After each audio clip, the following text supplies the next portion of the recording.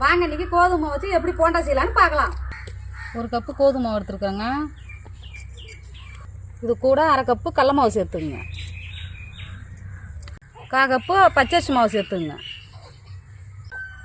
1/2 cup தண்ணிங்க. கொஞ்சம் கொஞ்சமாக mix பண்ணிக்கிங்க.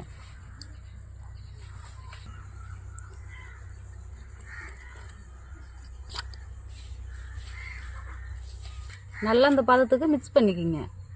இது கூட ஒரு ஸ்பூனு சீரகம் சேர்த்துங்க. கட் பண்ணி வச்சுருக்க இஞ்சி சேர்த்துங்க. கட் பண்ணி வச்சுருக்கிற 2 பச்சை மிளகா சேர்த்துங்க. கட் பண்ணி வச்சுருக்கிற பெரிய வெங்காயம் சேர்த்துங்க. கருவேப்பிலை கொத்தமல்லி கட் பண்ணி வச்சுருக்க கருவேப்பிலை கொத்தமல்லி சேர்த்துங்க.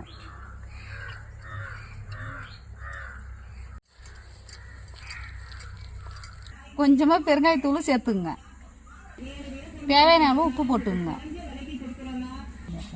கொஞ்சமாக சோடா உப்பு போட்டுங்க. அப்போ தான் பொசு பொசு நல்லா மொசுன்னு இருக்கும். நல்லா உப்பும் இந்த பதத்துக்கு வர அளவுக்கு நல்லா மிக்ஸ் பண்ணிக்கிங்க. எண்ணெய் ஊற்றிக்கலாங்க. எண்ணெய் காய்ஞ்சிடுச்சுங்க. போண்டாயை போட ஆரம்பிக்கிறோம்.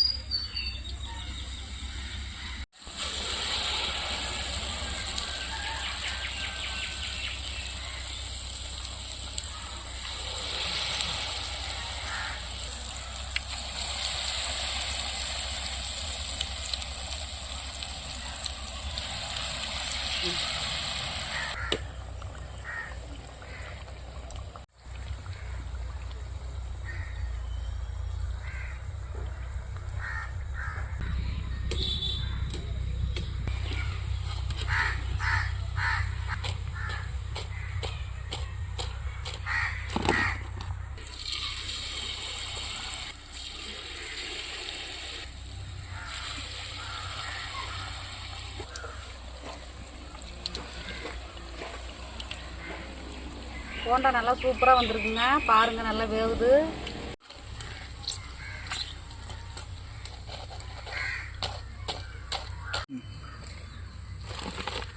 அவ்வளோதாங்க, கோதுமை போண்டா ரெடி.